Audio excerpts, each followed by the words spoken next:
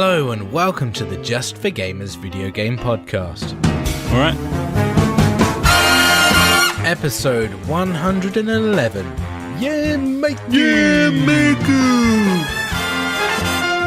In this week's episode, we play a shit ton of games. At least 9. JfG Ash is getting ill.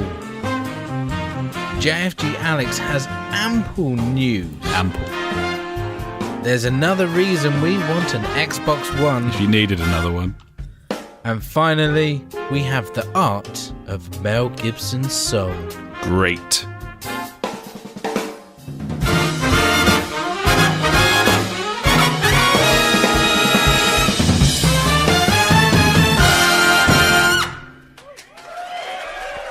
Hello and welcome to the JfG podcast. This is episode 111. My name is Alex and I'm joined as ever by my very good friend Ash. Hey buddy, how are you? Hey buddy, as always, I'm good on a Wednesday. Sparkling thoughts, give me the hope to go on.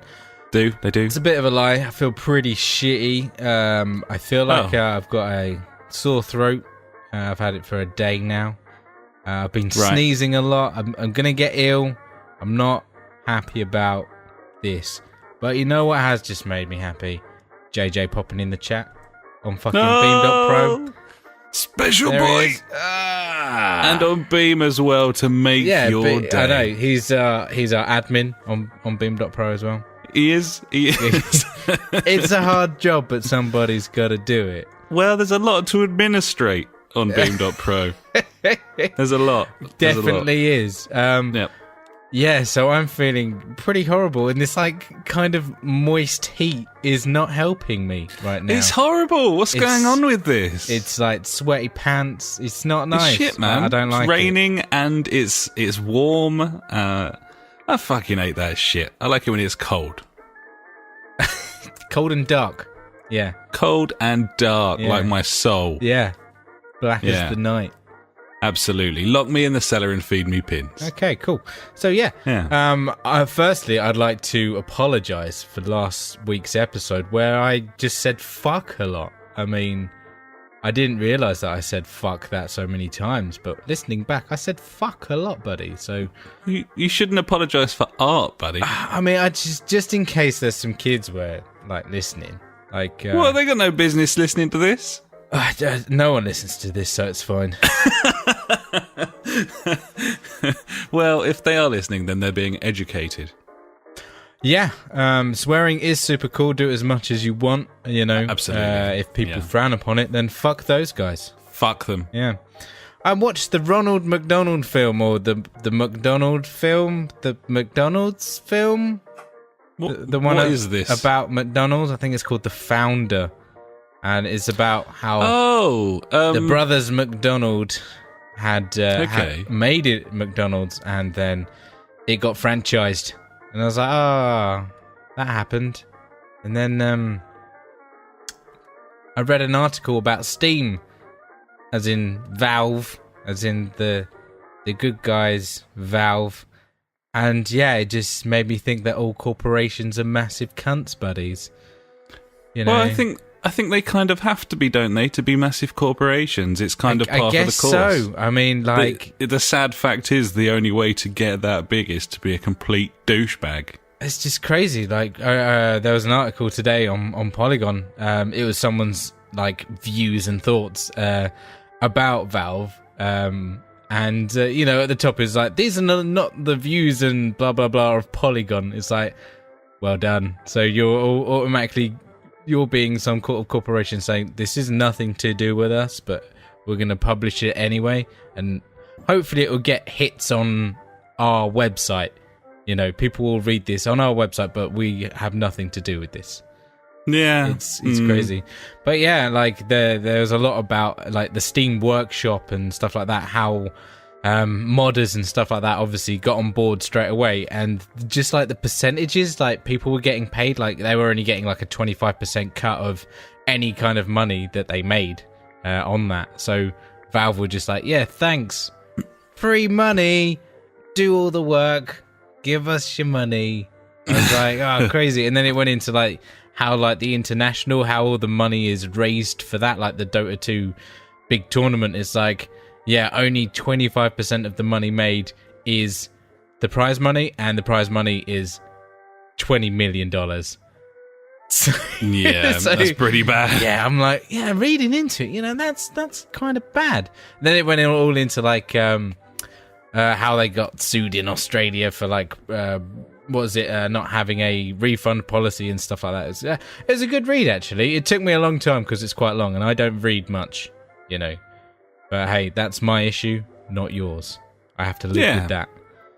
No, I've kind of always thought these big corporations, they probably had to be ruthless assholes to get that massive, and that's a fact of life as far as I can tell. But you kind of accept it as well, don't you? You just kind of accept that sort of thing. I know really got much else of a choice, have you, buddy? No, no. See, that's life. Just bend go over. Go live in a tree. I mean, you could do that. Someone probably owns that tree. I mean, or there's that tree that actually owns itself. I can't remember where it is or whatever, but it's like, yeah, this tree, you can't touch me because I am my own property. Or I don't know how it works. It was weird. Is this an Enid Blyton book or something? Maybe. Maybe it's like a figment of my imagination. It's the faraway tree, I'd imagine. Yeah. But no, it's an actual thing. And there was like a whole debate of like, if that tree, like its seeds fall and they grow, does that mean that those trees are free because they're the offspring of the free tree kind of thing? It was, I don't remember how I heard about this, but there you go. It's hurting my face even thinking. I know it's it's just impossible to fathom, I would say. Yeah. I guess we can talk about what I did at the weekend. Saturday was a terrible day. Just bad day. Is unfortunate so far from you this week, buddy. You're not very well. No, everyone can just eat a dick, to be honest. Your Saturday was terrible. Yeah. Why was it terrible? I was hungover. Can happen. Bad start. Yeah. Other bad start. Baby was up at like 4:30 in the morning after I went to bed quite late after getting drunk.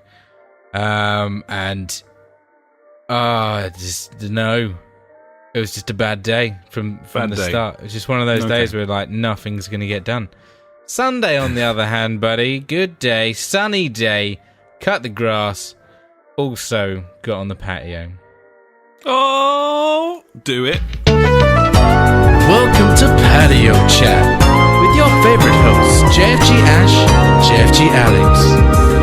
Patio all the time. So, I spoke about the trellis that I painted the other week. I was like very proud of myself. I was like, this is gonna be mint. And half of it I painted the right way round. The other half I painted the wrong way round. I painted the back. I was like, I didn't even think about backs and fronts to trellis, but there is a back and front depending on to do with where the battening is and that sort of thing? Yeah, sure, whatever that is. I reckon so. Is that the bits that go across vertically and horizontally, I'm guessing? The whole trellis situation. Yeah. So, obviously one has to go on top of the other. And so I had to paint up a little bit. Luckily, it only took me about half an hour to just dab a little bit of paint on that. And while that was drying, buddy, I was putting up the rest of the trellis. I got my big drill out. I was like, drilling away in that fucking wall that I'm going to hide. Put some wall plugs in. Drilled it all in. It was ace. Got it all up. Looks beautiful. Then I was like, hey, I've still got time. I had some bags of compost laying around. And I was like, you know what I'm going to do? I'm going to fucking finish the garden today. Holy shit. Whoa. So, like, the couple of bedding areas that I've got, just fucking filled them up with compost. Like, got rid of all the rubbish that I was, collecting in there. And, there you go. Garden's pretty much done. Put some plants in there. Stick a fork in it. Done. Oh, he's good for summer, ladies and gentlemen. I just need, I'm contemplating buying a larger table and chair system with a parasol now. Well, I don't know. Is it parasol or parasol? I'm going to go for sol. It's parasol. I'm going to go for sol. Yeah. I don't know if you've got perhaps a superstore of the range up your way. Oh, we buddy, have a but large range, buddy. I'd strongly recommend having a little goosey in the range, buddy, for your garden wear, because they are competitive and have an excellent selection. They're also fantastic for Christmas, just to let you know. This week's sponsor of the podcast, The Range. The you Range, can find it around the place. You know, you can buy above ground pools and Christmas lights all year round in that fucking place. It's true. You really can. Sewing kits, they've got them. Yeah, there's a certain there's a certain area in my version of the Range, my local store, which I like to call JM Hell. Oh, okay, yeah. Is it loads of TVs with adverts all the time? It's like 10 TVs in sort of within 50 meters. Yeah. Like 50 square meters, you've got like 10 TVs. They're all showing a different JML advert, and they're just all playing at top volume all over each other. And if you stand in the middle, then it's a literal nightmare. It's a massive ear fucking, buddy. I'm just looking for a gravy boat, and all I can hear is JML from JML. And I really didn't know you needed this. Falling over. No more JML. It's just fucking crazy. Good lord. But yes, the Range, buddy. Decent shout for garden furniture. Oh, I'll have to check it out, buddy. Gibbons. So apart from that, buddy, just fucking playing some games. One of the games I wanted to play this week, old Raiders of the Broken Planet beta. So Sunday, obviously after me day in the patio, standard trip to the pub. 3 pints later, I get home. I'm thinking, yes. I'm ultra super pumped. Let's fucking do this, Raiders of the Broken. You were ready. I was slightly pissed. I had more beer, ready to be drinking. I'm fully involved in this mother. Load it up, and what does it say? Thanks for playing the beta. Your beta key will get you on the next one. I'm like, what the fuck, game? I thought you were meant to be all weekend. So what is it? Was it a different time zone that it was all weekend? Maybe No idea, mate. Maybe I did. I tried to find out when it ended. All I found out was a start date, which was the 13th, which was the Saturday. And I'm like, cool. Has anyone played this, do you think? Or did they just upload like a UI, a little application to the PlayStation Store? It wasn't little because it was about a 9 gig download. That is true. Yeah, that is true. So it's a very, very large menu. Yeah, just for a fucking text screen. It's like, there you go. Thanks. That's awesome. So you still haven't played that, and I was away for most of the weekend, so I haven't either. Maybe next weekend, buddy. Well, in my frustration, I looked at some gameplay footage, and I was like, this looks a bit wank. Maybe we won't play this in the end. The premise sounded good. The whole 4-player co-op campaigny kind of thing. I'm like, yes, sweet. I want to do that with my buddies. Play some shooting, like shoot some aliens kind of shit. Whatever.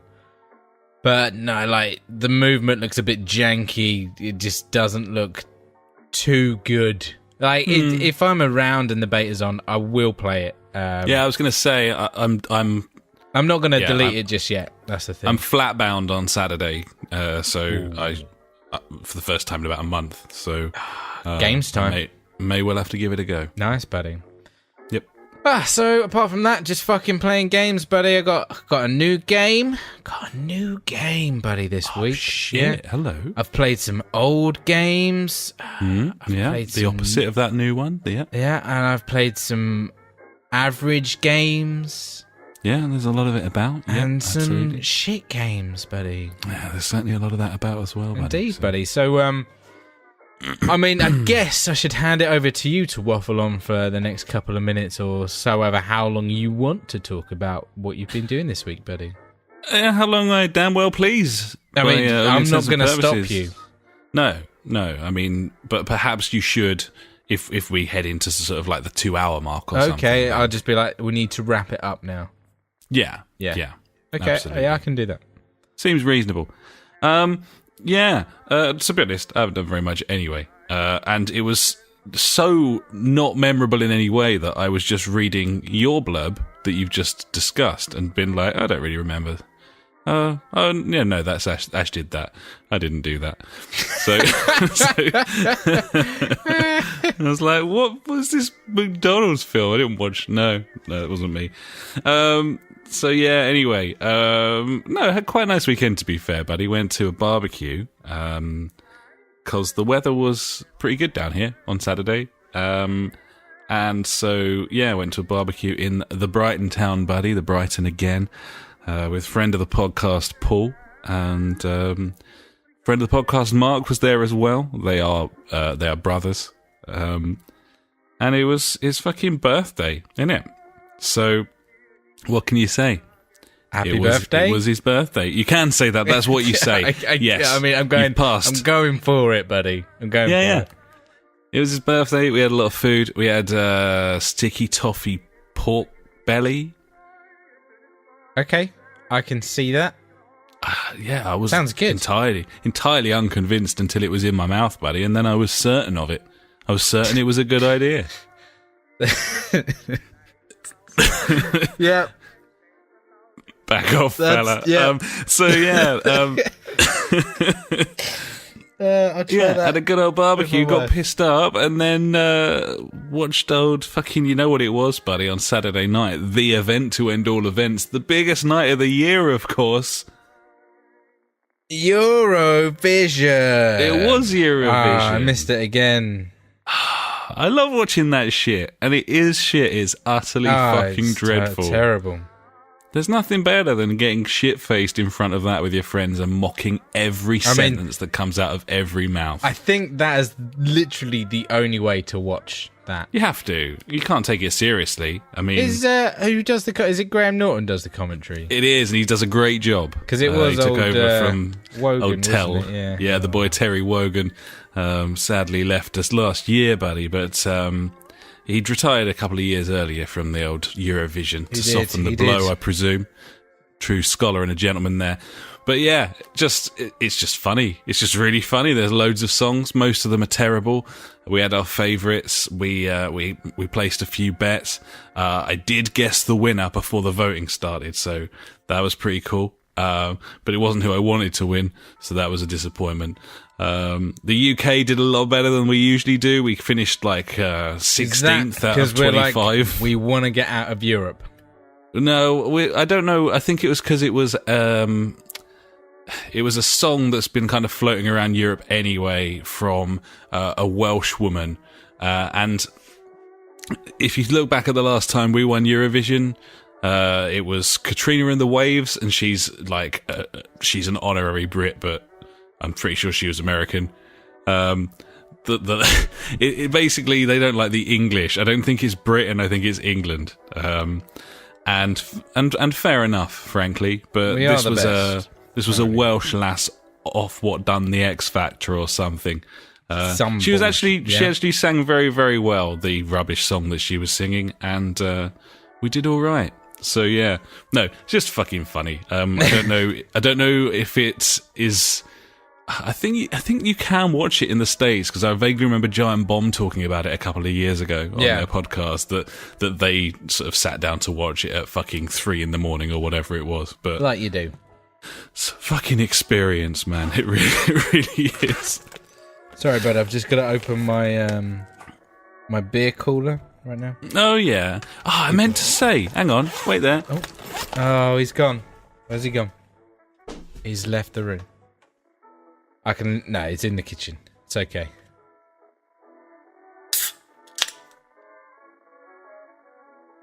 Holy shit, what is this?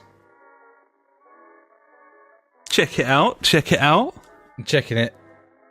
Fucking beer cooler, mate. Yeah, get on it. It's amazing. It's the best.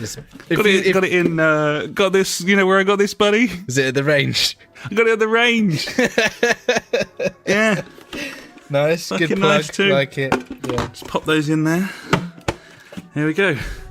So if you're a busy man, woman like us, and you can't move from your seat for about 2 hours, and you think, shit, these beers always get really warm. You know what you need to do. Go to the range. Get yourself a go beer to the range. cooler. New from JML. From JML, the beer cooler. Oh, dear. Yes. Good shit. Nice, mate. So, yeah. Keep them beers cool. Yeah. So yeah, Eurovision was great. I watched this new pilot on Prime called Oasis. It's nothing to do with the boys Gallagher, which was disappointing to me. Big fan. But it did feature Rob Stark from that Game of Thrones. Tony Stark from Marvel. And the King Geezer from Game of Thrones. I can't remember his name. Robert Baratheon. There you are. Nice. Wow, okay. That's I don't know. That's a character? Yeah. Well, so's Rob Stark. I don't know what the real names are. Tony Stark? They're in this. So it's called Oasis. It's, you know how Amazon launches these pilots and just chucks them up on Prime, and then if people were like, "Yeah, this is cool," then they might make it. Yeah. So there's just a pilot at this point. He's a space priest, buddy. Space priest. He's a space priest. Cool. So the premise appears to be that he's summoned. I won't explain it properly because there's no point. But basically, he goes to like a colony on another planet where we're trying to like expand out because Earth's resources are ending or whatever. And he's always been like super opposed to that because it's bad and blah, blah, whatever. Anyway, he's a priest. He ends up at this colony and everyone starts seeing like loved ones that they've lost. It's basically the movie Solaris. I don't know if you've seen that with the boy Clooney, which was a remake of a 74 film. But it is basically they're on a strange planet and they're trying to mine the planet, and every time they try and mine, people keep dying because they keep seeing visions of like loved ones. That's kind of, so this guy is like operating this giant drill, and then he looks up and he sees this like racehorse that he used to own, and he like racehorse. No, just a normal racehorse from back on Earth, not a space horse, a racehorse. So he just walks into the fucking drill and just gets battered. And yeah, so I won't say any more. It's on Prime. I think you can watch it worldwide. It's not just on like the European one or whatever. Yeah. Is it worth it? I don't know. Yeah. I don't know. The payoff at the end wasn't really enough, but it was interesting enough and well put together enough that I'd like to see some more of it. Okay. So there you go. Let me know how you get on. Well, they haven't made any more yet. And if the reaction to it is as tempered as mine, then they never will. But I liked it, buddy. Also watched Mindhorn last night. Don't know have you heard of Mindhorn? I mean, it sounds like some sort of Total Recall erotica Watch the trailer. film. Watch the trailer. Load up the trailer for Mindhorn. Okay.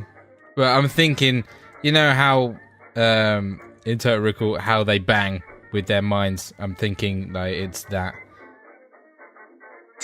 Oh God. Okay, yeah, I can see. You get the gist. I can see where this is going. Yeah, serial killer thinks old TV program was real, and he's the only person that he will actually talk to. Okay. Yeah. So it's Julian Barrett from Mighty Boosh, and I watched it last night, and it was funny.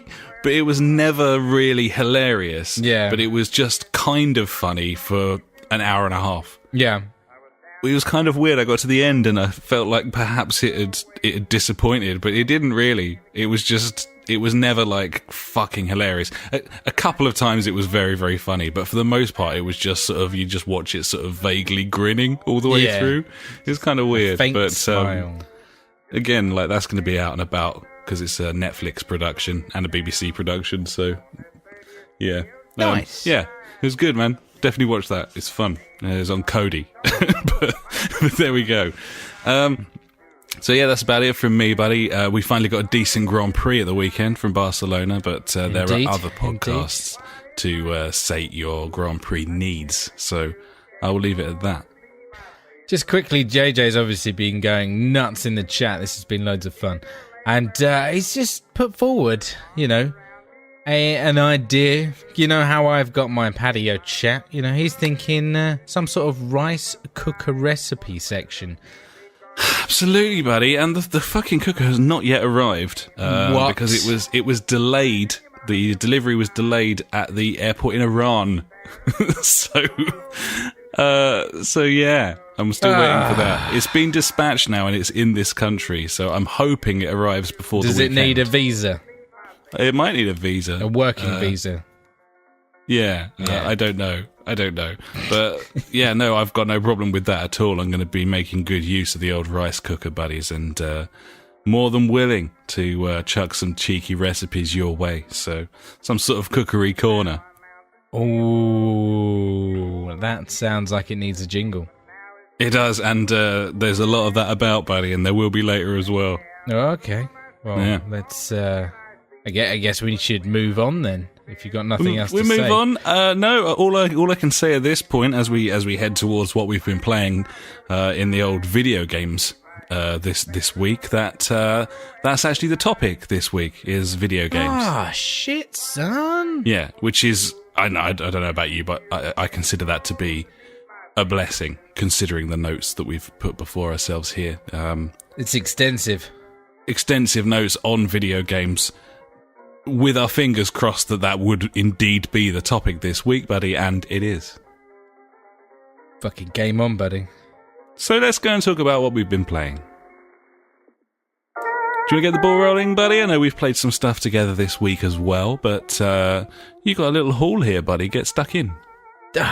Looking at this list of games we've played, there's easily more than, 9. I mean, that's just quickly looking. I haven't counted. I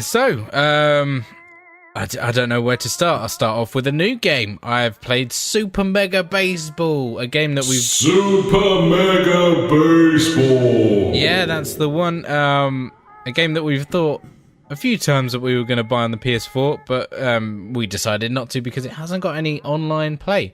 And yeah, that's a good reason not to buy it. You know, it's local only. It was in the Humble Bundle last week or this week or whenever it was. For $1, I got that and 3 other games that I couldn't give a fuck about, which is Ace. Obviously, I haven't played those. But yeah, I've played a couple of games of this. It's arcade baseball at its simplest. I mean, it was fine. That's it. Is it satisfying? Does it play nicely?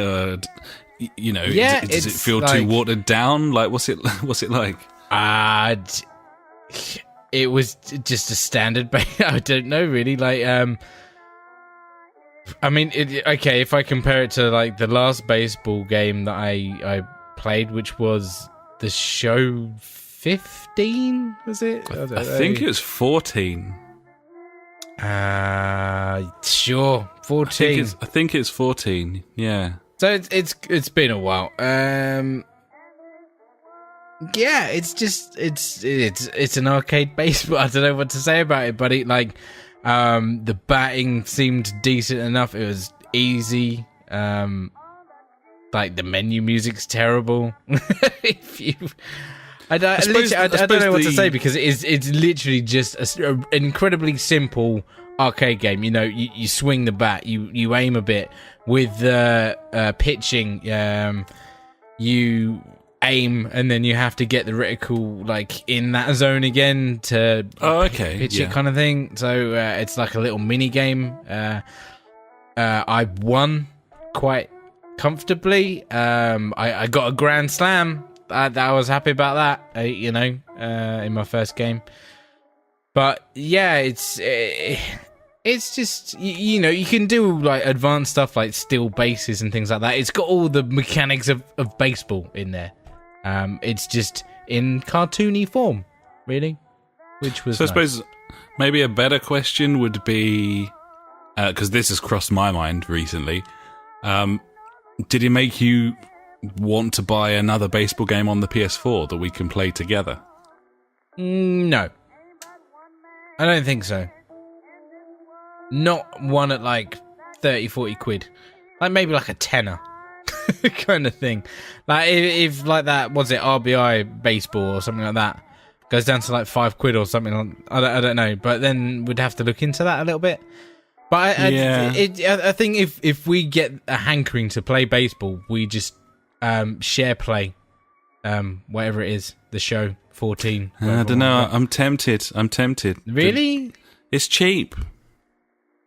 I don't know. Yeah, I'm not too fussed, to be honest, at the moment. Fair enough, buddy. I've got a lot of other games to get on with. I suppose that is fair, yeah. We have got quite an arsenal of software to be getting through at the moment. A lot of RPGs. I need to finish Horizon. I want to get stuck into Persona. I really want to get stuck into that at some point. Got The Witcher still. Yeah, got The Witcher. Always got the fucking Witcher. Everyone's got The Witcher. Still got Diablo 3, buddy. Yeah, that's true. Yeah. So yeah, that's Super Mega Baseball. It's a fun little local only baseball game. If you get it for 80p like I did, probably worth it. Fair. What next, buddy? Hitman. I did the elusive target this week. Did it in a very me way, I would say. So it was Sapienza, the extra level, with the film one. Oh yeah, I like that one. Yeah. So the guy is some English guy. I can't remember. It's something to do with movies or something. And he is just sitting in the restaurant. In the town, the restaurant where the ice cream and shit is. Yep.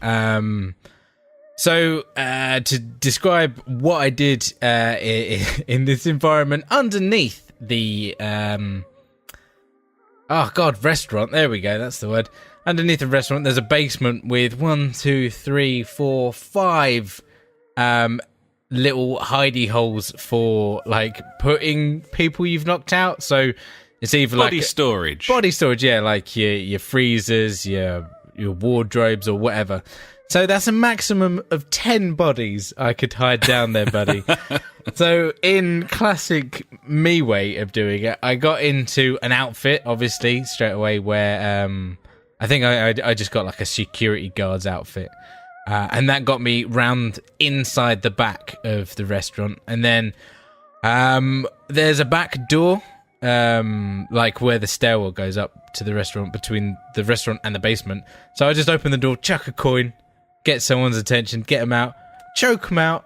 Luckily, it was a kitchen worker. So I steal his clothes, obviously drag him down the stairs, put him in one of the storage, go back up, chuck my coin again, get another one, get a bodyguard, get the other worker, get another bodyguard. Oh, some girl came out that was just in there. I got to choke her out now.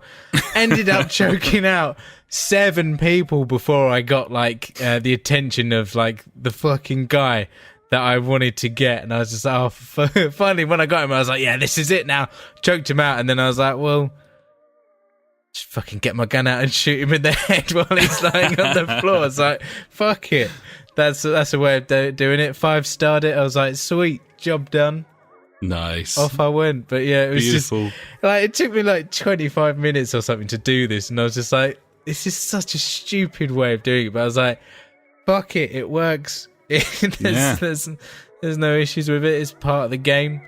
And yeah, it was fun. Enjoyed my time in Hitman. Yeah, it was only for like an hour or so. Played a couple of bits and then yeah. If only Hitman would let you abduct all those people, maybe pop them in the back of a meat van, buddy, and start a cult up in the woods. Perhaps that would be nice. Well, mate, that's my dream. That's a different game for a different day. Yeah, one day. Yeah. Other game that I've played quite a lot of. I think I chucked about like 4 or 5 hours into this weekend. Ever since playing Paladins, I was like, I've been raring to get back into Overwatch. Let me just get my Overwatch hat. Where have I put it? Oh, there it is. Because my favourite game right now. Looking. Overwatch hats. He loves it. He loves a bit of Overwatch. On, mate. I'm a huge fan of Overwatch. And that's quite a lot of time that you've put into that, considering we haven't played it for ages and ages. I haven't played it for like a whole year. Was that in one sitting? No, I played it twice. Oh, okay. Like one day, and then the next day I'm like, what should I play? And I was like, I'll do some Hitman. So I did my Hitman, and then when I finished it, I was like, I want to play some Overwatch. Shoot the bed. I Wow. know. It was good. I really enjoyed it. It's a very slow-paced shooter. It's crazy. Like, going back to it now, I'm like, this is, like, it's a good tactical game. The majority of the time, I went as a healer, mainly because I kind of like being a healer. I like being the medic in Battlefield and, like, trying to run in there and fucking just, like, syringe people like an absolute retard. Like, you wouldn't do it, but, I just enjoy that kind of thing. So I played as Mercy, which is the one with wings and shit in white. Oh, yeah. And her gun can either heal people by shooting jizz rays at them, or by shooting a blue jizz ray, it can, like, boost their, like, stats, like abilities and things like that. And the majority of the time that our team was getting a, like, play of the game or whatever it is, it was when I was, like, healing and then boosting and then healing. That's satisfying. Yeah, then. no, it really was. And in one game, buddy, I got the play of the game as a fucking healer. I was like, what the fuck is this? And, like, it was like, we were under the cosh. It was that classic 99 versus 99 situation in overtime when everything just goes, like, the other team just fucking steamrolls it. And I was like, right, I know what's coming this time. I was busy just, like, weaving in and out, dodging people and, like, healing them. And then pretty much my entire team died, and my special ability is to revive my, like, entire team. And I was like, fucking do it, boom! And they were like, everyone came back alive. Fucking won the match, and it was like, play of the game, Champ McBeard. I was like, fuck yeah, amazing. Beautiful, buddy. Yeah, and I man. think it's probably a good way of getting back into Overwatch is to play the healer, because not only do you feel that you're contributing in like a really meaningful way, but if you haven't played it for ages, and if you are a bit shit at the shooting, or the rest of your team who have probably been living on the game for fucking 2 years are obviously going to be able to do more damage, then it stops you from feeling sort of Battlefield useless. Yeah, it kind of makes you feel like you're a part of things a little bit more. I obviously tried a few of the other characters out while I was there playing it, because obviously I chucked a load of time into it. And yeah, like I played a couple of the new characters and things like that. You've got I can't remember her name, like the sniper that heals people. She seemed pretty cool.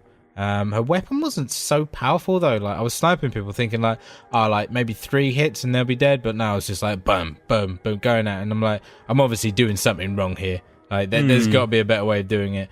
But it was cool. Like, she had like, she's got a stun gun. So like, you can shoot them with the stun gun, and then they're like, oh, they're obviously stunned for a bit. So it means you can get some headshots in there. She's got like a heal grenade and something else as well, like a stun grenade or something. But yeah, it was cool just to like dip in and out. The only thing that I was thinking, like, while I was jumping into these other characters was everyone are just massive cunts, because no one wants to go as a healer. I don't know why. I mean, it's a fucking team game.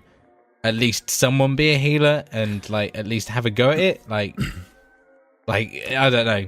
Is that tank still massively OP on it? Which one? The turret one, the one that can sort of mount itself. Yeah, Bastion. I only had one point where he was absolutely fucking it. But that was only for like half the game, and then like I think one of my team like changed characters, and then I didn't see Bastion ever again. So there is like a way to counteract each of these players, and the fact that you can swap out characters during the game is, you can change your game plan on the fly. They've always been the masters of balancing, haven't they? And they've had a lot of time to refine it now. So, okay, well, I've got to jump back in on this then. I mean, you've certainly sold me. I really enjoyed it, and I definitely want to play some more. Cool, I'll do that with you. Cool, buddy. Multiplayer. Yeah. So, anything else, B? Well, talking about new games that I've bought, which was Super Mega Baseball, I've also got another new game, buddy. Because the game is buying games. Certainly is. Tom, he pointed that out to us. We hadn't even noticed. Yeah, that's the actual game. And that's Mass Effect Andromeda, buddy. Oh, shit, okay. You took the plunge. I got it on PC. Found a cheeky deal. I was like, that seems like a biting point for me. I like it. I've killed 9 aliens so far. So therefore, I've only played like about 45 minutes, if that. There's a lot of dialogue in that game, buddy. It's, some could say too much. So yeah, I'm glad I've got another RPG that I probably won't finish. I'm happy about that. How's it run on your machine? Yeah, runs fine. I haven't got it on full whack, obviously. But yeah, I haven't had any issues with it. Does it look nice? Yeah, it does. It does, like, compared to old Mass Effects, yeah, it looks fucking amazing. Nice, okay. Not hard, though. No, no, it isn't. I mean, there was some... It does look a little ropey on the consoles, and they've kind of pulled the plug on the whole thing, haven't they? Doesn't look like they're going to make any more of them, but... no. I mean, the sales were poor, but... no, I mean, yeah, just keep us posted on that one. Obviously, you probably haven't got very much to say about it at this point of like a 50-hour game that you've played like half hour of. But to be honest, like the combat, like killing those Nile aliens, you know, I got a good sense of the combat right there. But it felt okay. I'm not a big fan of, like, you know, the snap to cover kind of thing. I'd rather press a button to go into cover. Does it still do that where you just push up against stuff? Push up against it. I've never liked that in any game. Like Wildlands does it as well. I played a bit of Wildlands, like about 10 minutes of it, and I was like, no, fuck off. I don't want to play this game. Yeah, it looks fucking terrible, that game as well. It's ropey, isn't it? Yeah. But yeah, I'll talk about that at some point later when I get around to playing it. I don't know when, but yeah, I will. So, cool, yeah, buddy. Mass Effect Andromeda.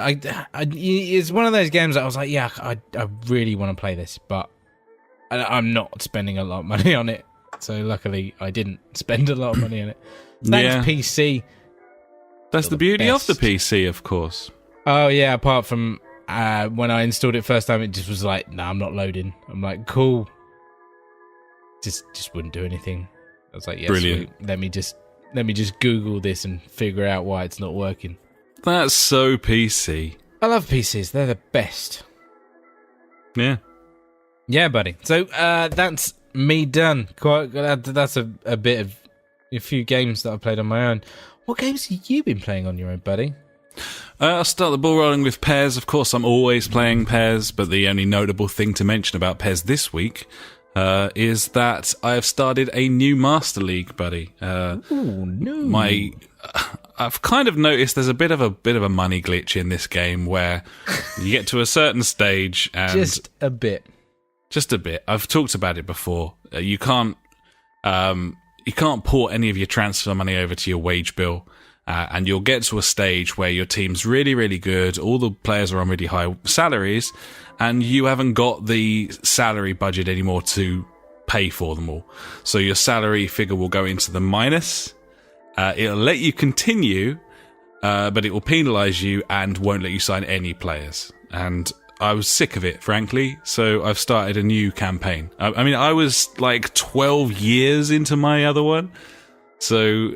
You know, I've got players that were sort of reborn, which is the way that PES does it. Once a player retires, they're reborn, which is far better than FIFA's way of doing things, where they just make random named players, because it means that when one of your favourite players retires, you can pick them back up as a 16-year-old, which is great.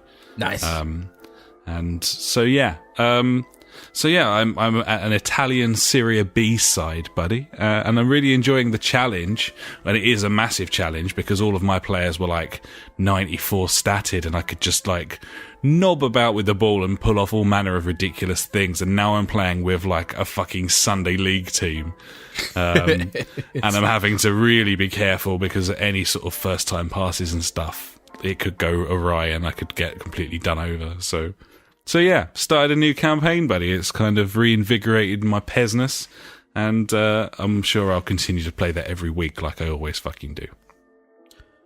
It's a beautiful thing, buddy. Certainly is. I have also started playing again Dishonored 2. It's been quite a while. Okay. Completed it a few months back now. And I always intended on going back because you can play through that with two different characters, and the stories are slightly different as well. The first run that I did through that game, when I completed it all those weeks ago, was with Emily, and I meant to go back through it with Corvo. But I thought, if I'm going to go back through it, and it's a game of so many possibilities in terms of the playing style and just the way that you behave and the decisions that you make and everything, that I should play it completely differently. So in the first run, as Emily, I was pretty stealthy. I'd say I was like 85% stealth, and then all suddenly, pop out back of a to cupboard, fuck shit up, and then disappear again. That was kind of my method. So I'm going to play through it again with Corvo. But I'm gonna be like, it's basically high chaos run. So you're gonna flip the numbers, 85%. Madness. 50%. Every time there's the possibility to attack or avoid, I will attack, and I'll spec him accordingly. So all of my perk tree, my skill tree, it's all going to be high chaos, turning people into fucking fire and setting rats on them. All that great shit that you want to do, but the game kind of encourages stealth a lot of the time. But Dishonored 2 is far better than Dishonored 1 for opening up the options for you. So I've just started. I'm literally in the prologue. But the story's slightly different because I'm playing as a different character, so it's kind of like I'm seeing things differently as well. And what a fucking lovely game. And it plays and controls so much nicer than that Prey demo. It's like night and day, man. Yeah. It really is. It's just incredible. That was one of the things that really put me off Prey. Like, it just didn't feel as smooth. No, and it's that input lag. Yeah. And they haven't addressed it. Thing about Prey this week, someone beat the game. You know how I said someone did it in like half an hour last week? Yeah. 6 minutes and 6 seconds. How? I don't know. Fucking hell. Okay. Some kind of glitchy business. You know how these speedrunners do. Once they fix the input lag, if they do, then I will want to play that. They do. If they do. It's video games, isn't it? So if they do rather than when they do. It's meant to have like PS Pro, like whatever it is. But there's nothing. There's nothing. It's fucking terrible. It's locked at 30 on the PS Pro. It's mental. It's rubbish. Yeah. Fucking shit. Sort it out. No, so yeah, I mean, by the time they patch that and fix it, if they do, then it'll be 20 quid anyway, and that's when we can jump in. So yeah, Michael. Yeah, Michael. Yeah, Michael. Beautiful. So yeah, Dishonored 2. Really excited to play through that again. And yeah, it made me think about all these wonderful games that I absolutely loved and I've only played through once. Like, I think I've only completed Uncharted 4 once, although I did some of those little speedrun bits and stuff. So it might be Resurgence Town, even though I've got a fucking backlog of stuff that I could do with getting on, like Bloodborne, which I haven't played for a year and I'm only halfway through, for example. Just to name but one. But there we go. Just the one. Just the one. So the only other thing I've played without you this week, my friend, is I've come back from my theme park holiday, buddy, and I can't get Planet Coaster because it's far too graphically demanding to run in my Windows virtual machine on my MacBook. That'll happen. So I was having a little goosey about, and obviously I thought, well, the only real option for a theme park simulator. Oh, don't! I was just thinking, what was that PS4 like game? Atom Thrillville? Universe? No. Oh God, Atom Universe. Yeah, that doesn't count as a game. It's an ordeal, I would call that, rather than a video game. That's a good one. No, so Roller Toaster Tycoon. Roller Coaster Tycoon 3 Deluxe is a game that you can purchase for Mac for about £2. Bargain. And so I did. And I thought, this is going to look bollocks. And then I found out that you can actually do all manner of things with this game, including installing texture packs. No way. Fucking with the code. So I have meddled with some sort of little bat, and I've been able to change it to run in 1080p native. That's a beautiful thing, buddy. Yeah, but better than that, when I upgrade the texture packs, I can actually run it in any resolution I want, so I can actually run it in 4K. I mean, that's one game that I thought I would never see in 4K. Yeah, well, you can run it in 4K, you can run it in anything you like, because you can open a config, which is just a document, and you can just type the resolution you want and save it. There you go. Did some very weird things to the text, which I managed to resolve by just changing, like, the size of the text. Yeah. But yeah, so Rollercoaster Tycoon 3, buddy. I've just started my first park. It's going to be a beautiful thing. It's a brilliant game to play for half hour before I go to sleep each night on my lappy in bed. So That sounds like a wonderful thing. yeah, and I've got a little Bluetooth mouse and keyboard pack on order, buddy, so that I can play it through the telly as well. Because you can pick that shit up super cheap on Prime these days. Of course you can. Fucking mollusk world, buddy. The world is my mollusk in many ways. I mean, what do you want, buddy? Yeah. Anything. Did you ever put any sort of solid hours into Rollercoaster Tycoon over the years? It was a game I dipped in and out of, but I never really it's one got of those obsessed games that with. like I would play for a bit, and then after like a few hours, I'd be like, right, let's make a roller coaster that just flies off into the middle of nowhere and just kill loads of people. Yeah, I played the absolute balls off the original theme park in like 1993, I suppose, or 92. Must have been back then, yeah. And that thing came out on fucking PS1 as well. Terrible. But yeah, no, I've never piled like masses of hours into RC3, so it's exciting. I'm going to do it. I'm Get glad, stuck in. buddy. Gibbon. So yeah, that's me, buddy, and that's you, but we do have a few things we've played together, and let's get the ball rolling with Disc Beard Simulator. Disc Beard Simulator, aka Disc Jammers, or Disc... I don't know. That PS Plus game that's like Pong, but with discs.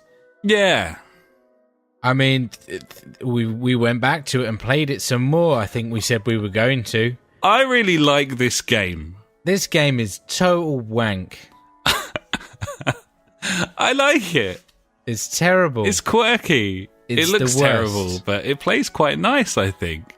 It's just me mashing buttons. I started getting the gist. I started blocking like drop shots at the net and stuff. That was weird. Yeah. It reminds me of... It's going to get to this stage where it reminds me of virtual tennis, and that can die in a fire, that game. I love virtual tennis. It was the worst. I'm going to hit it to you, you're going to hit it back. In a never-ending way of hitting the ball. Well, I'd love a tennis game on the console, to be honest, but no, I quite like Disc Beard Simulator, but it is a bit shite. It is a bit shite. Yeah, not the best. It's okay for free. I think that's possibly even more damning. So we also played Battlefield and Project Cars on game night, buddy. Have you got anything to say about those? Nope. No? Battlefield we played very briefly when we'd probably had a little bit too much to drink. I was very drunk. And it just didn't go well, but it wasn't really Battlefield's fault, I don't think. No, I don't think so. We went back to that the other week as well, actually. I think when you weren't on for game night and had a lovely time. Yeah, I want to get back into that. It's a beautiful game. It's such a pretty game, Battlefield 1. It's really, really good. It's a gorgeous thing. And Project Cars, we introduced Funk to Track Day Mode, which we'd come up with a few weeks earlier. Track Day Mode was impressive. Yeah. We did... what was it? We finished on those like highway races as well. They were quite funny. Yeah, we did the California Highway in like... Were they like 40s Formula 1 cars or something? Yeah, and the handling was just fucking terrible. Really bad. Just like lots of feathering on the gas. Like you just couldn't put your foot down unless you were just in a straight line. Fuck that on a controller, by the way. Yeah? Like, I just wouldn't want to play that on a controller, that car, because... Oh, no, not that car, yeah. It's all the sort of light steering wheel movements that are the most important thing. We need to play some Drive Club. Everyone needs to get that installed. Yeah, that does sound like a plan, buddy. Be a giggle. Yeah, it would. So the only other thing we played it for, I suppose, co-op night, as it's kind of known now, on Monday this week was the best time for it. Monday or Tuesday. Monday or Tuesday. Back. Yep, co-op night. And we played, what did we play, buddy? We played Minecraft. Minecraft, yeah, obviously. I just couldn't be bothered to do anything. So I was like, yeah, let's just dig a hole. And That's you went the game to the for classic thing of just making some stairs. I was like, there we go. Job done. Yeah. We did it. It's Great game, Minecraft. Minecraft, isn't it? Fucking brilliant game, but certainly nothing else to say about it. No. So we move on, I think. I think so, buddy, yeah.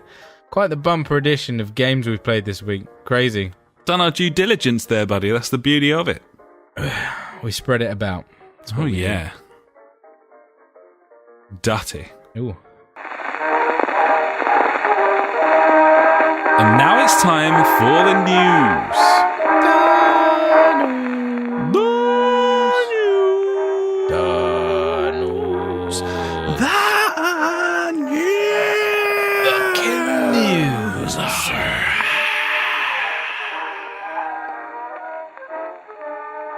Number one. Number Wang. I'm getting this out of the way early because it's hugely disappointing, quite frankly. Sad. This is the news this week that Square has dropped IO Interactive. This is IO Interactive, the creators of Hitman, a game that we both love and you fucking adore. One of the best games. It's Ash's Game of the Year 2016. The excitement's been slowly mounting over the second season after all of that they've learnt. But yeah, Square have decided to jump ship. They weren't very impressed by the profits. A lot of it, looking at the facts and figures, a lot of it is to do with the episodic decision, which I think the shock and awe factor of releasing a full game and getting all of the sales therein, and seeing that figure not being there, the fact that they perhaps spent a little bit more time than they would ever have done had they launched the full title. I think them doing it this way, they have built that hype up about that game, and that just means like for the second season, there's going to be a lot more people jumping in. Yeah, I think so. On that first like episode, buying. But you see what I mean? The sort of man hours they must have put in because they were releasing it episodically, versus if they just shipped a game. I guess in terms of the way Square sees it, that's not the greatest value for money, but they produced a fantastic fucking game, and for the most part, those episodes got better and better. So yeah, totally. Agreed. It's disappointing. Square are looking for a buyer for IO. I presume that's something contractual, because I don't know why they'd be doing that otherwise. IO, for their part, are soldiering on. They say they're just, they're still making game, whatever, and they're confident that things will resolve themselves. Someone will come in for it. I mean, I think a lot of publishers would be keen to add that to that developer to their arsenal, because they've produced a critically acclaimed game, and there's not a lot of that about these days. So yeah, true. And the good news is obviously they kept the Hitman. They kept the rights, the franchise, and that's or whatever it is. Yeah, that's probably something that they sorted out a long time ago. Yeah, for an eventuality such as this. When the story dropped, it was like, oh shit. What does that mean for Hitman, like season 2? I was just like, fuck. Like if Square own the Hitman franchise, that means it's dead, surely. Or maybe they'll release some like half-assed Hitman season 2 or whatever. Hitman the fact that they've exactly, why not? Yeah. But no, the fact that they've kept the rights to it and everything, that is fucking good news for Hitman. It's great news, and makes them very desirable as a studio, because they've got a hit franchise there. And yes, I don't think we should be too sad. I mean, hopefully it'll be better for IO. I mean, if the way that Square have departed, it sort of suggests that they weren't necessarily happy, or perhaps a driving force behind it. So we're not going to lose anything from their lack of involvement. And the galling thing for Hitman fans and fans of the studio was that despite they've dropped them despite posting record profits this year. 1.7 billion profit in the last financial year. It's 20% year on year. Like that's quite a statistic. A lot of that's to do with Final Fantasy, but yeah, just massive profits, and it's just a shame that they have made this decision. But yeah, as you say, we have a studio who have a title that is adored, and they own the rights to it, and they can do whatever they fucking want with it now. So maybe all's well that ends well there, buddy. Gibbonsby, hopefully. Hopefully. We move on. Number 2. Payday VR is now available to all Payday 2 owners. They're also releasing an Ultimate Edition, and then all future DLC, if there is any, will be free. Just thought it was worth mentioning to people who've bought a VR headset, obviously are kind of looking for things to play on it. I know Farpoint came out this week as well. Yeah, with its dildo gun. With its dildo gun, of course. But yeah, Payday VR sounds interesting, actually. I'd quite like to give that a go. But I'd like to play any kind of VR game just to see what the fuck it's all about, buddy. And they wouldn't have to downgrade the visuals in this. Payday 2, because yeah, they're shite anyway. So there we go. Next, a Russian YouTuber is given a 3.5-year suspended sentence for playing Pokemon Go in a church. Did you hear about this, buddy? I did. Russia there. Yeah, well played, Russia. You're the best. Yeah. Insulting religious believers and inciting hatred. That's the charge that was brought before him. He pleaded not guilty. He was found guilty. I don't know.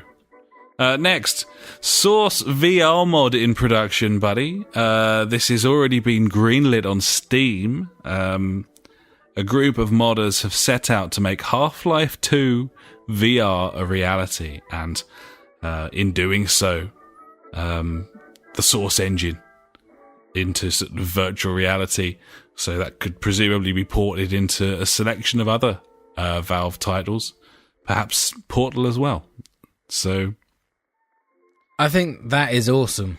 I think it's really cool. It kind of brings me back to my point about Valve earlier, getting people to do the work for them, and then they'll use it. They didn't ask though, and to make money. They didn't ask them to make it, and the people making it know what they're getting into. So I can't really see an issue there. The people who are making the mod didn't make Half-Life 2. They're using existing technology in an existing game to create something new, but no one's making them, is what I'm saying. Oh no, definitely not. Like, no one made anyone do anything. Yeah. So either way, I mean, the idea of playing Half-Life 2 in VR is incredibly exciting to me until I get to the point where I work out how the movement's going to work. Yeah, I don't know. I guess you just use an analog stick, and maybe that's fine. But I still haven't experienced that in a VR environment, using an analog stick to walk around. I'm not sure what effect that has on immersion, and I guess I won't know until I experience it. But I don't know.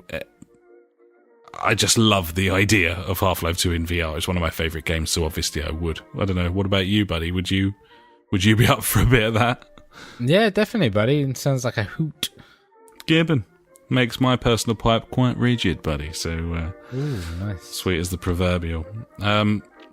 Staying with VR, you can now buy an HTC Vive on contract, like your phone contract or your internet contract or whatnot. And I actually think it's quite reasonable as well in terms of the sort of the finance sort of cost behind it. So in the UK, you can sign up for a £35 a month contract over a 2-year period, which, if my calculations are correct, buddy, works out at about £840. Nice.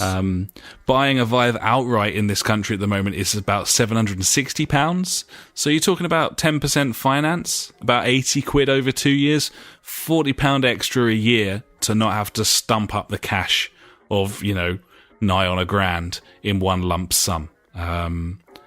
I don't think that's too bad at all. I also wonder if that suggests that they're struggling to shift the fucking thing.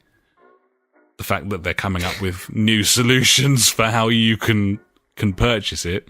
Yeah. And then you also have to think about the fact that you probably need to spend 1,500 quid on a computer to run that thing. It's all the other stuff, yeah, and then get some games as well and all the rest. That's the big problem, isn't it? But you would think the majority of people would have that in place before buying a VR headset. It's just a huge gateway for entry, though, isn't it? That's the thing. Yeah, that's the thing, isn't it? Instead of stumping up that massive amount straight away, it's like, hey, buy it on, monthly buy it on installments. finance. It won't be that expensive. Kind of thing. It's not bad. Not a bad price there. And I could totally see people jumping in on that if they've already got a bit of a gaming rig on the go. Then it could well be worth it. So there we are. Nice. Next from me, buddy, there is a bug in the Minecraft Switch game, Switch version of Minecraft, which is causing the system to take hundreds of screenshots completely at random, filling the flash drive inside the console. That's handy. It's quite a ridiculous bug. It sounds like a silly bug, like a, not that important bug, but it literally just goes blah, blah, blah, blah, blah, blah, blah, blah, blah, just taking photo after photo of in high def. So there, it's probably a mega go, and it just fills the fucking hard drive. It's just gone. Impressive. The worst thing about this really is before Minecraft came out on the Switch, IGN UK did a live stream, and their preview code, while they were live streaming, and they didn't actually notice at the time, but someone's gone back and checked it since, shows this exact bug happening. So the bug's been in there since the preview code. It wasn't fixed for the main game launch, and now it's out in the wild and people are suffering the bug. I mean, that's just dumb. Really dumb. You got to fix those issues. It's just fucking stupid, isn't it? Yeah, it's crippling, isn't it? That's such a crippling bug. I mean, the storage capacity is small on that thing, isn't it? Yeah. Unless you stick a whatever size SD card in there. I can't remember what size it goes up to. Isn't it 8 terabytes or something fucking stupid? It has capacity of... Yeah, that's pretty amazing, isn't it? Yeah, but those don't exist in the commercial world. Not right now. Not right meow. Not right meow, buddy. Gibbon. Well, anyway, that's pretty bad. I do wonder if people think we're just out to bash Nintendo all the time. No. I'm really not. They just keep doing dumb shit. I mean, yeah. I mean, I will bash everyone if you want. I don't mind. He loves it. So I'm just accessing my cooler, buddy, and my nice. Drinks nice. Indeed is very cool. That's what it's there for, buddy. Yeah. Lovely. Beautiful. Just there we go. Yeah, and, you there? Nice. There we are. Lovely. Next, we've got news from Ubisoft. They have announced that there are a selection of games that are going to be at their E3 show. It's at the standard time. So there we go. But we haven't got news of whether Aisha Tyler's going to be part of it yet, but we do know some of the games that are going to be there. And one of them is Assassin's Creed, buddy. In fact, yeah, I'm gonna say some games. You tell me what you think, buddy. Assassin's Creed. Excited? Rumors of Egypt. Egypt. You keen on that? Are you ready for some more Assassin's Creed? I saw that leaked image of a boat, some sailing ships again. That was good in Black Flag. So it was good in Black Flag. That came out wrong. Not Black Flag. Yeah, I don't know. You up for a new Creed? No. I don't give a fuck either, I have mate. any more room in my life for any more Assassin's Creed. I look at them and I just don't think of anything anymore. It's I don't know, bland, and meaningless. Continuing issue that Ubisoft seem incapable of making a pretty video game as well, which is a bit of a problem. Moving us on to Far Cry 5. Does that get the juices flowing there at all, buddy? This is out this week, and you're just like, no, fucking die in a fire. Yeah, no, I haven't really enjoyed a Far Cry game since I think maybe 2. I think I had 3 on the PC and played some of that co-op and enjoyed it. but no, not really. Not really. I know Funk said Primal was very good, so you did. Maybe they've learned some lessons there. I read something about the new Far Cry where it was set, but I can't remember. It's to be a Western, isn't it? Yeah, that was it. Western. That's it. Yeah, that was it. That could be good. Oh yeah, because that was in my news favourite thing last week, wasn't it? Gibbon. There you go. Fucking can't even remember my own news, buddy. It can happen. Yeah, no. If it's a Western, I'll just play Red Dead Redemption 2, which is a terrible name. Certainly, buddy. The Crew 2. Why? Bit of wheel support would be nice, wouldn't it, in there? Why? Why? I still want the Crew.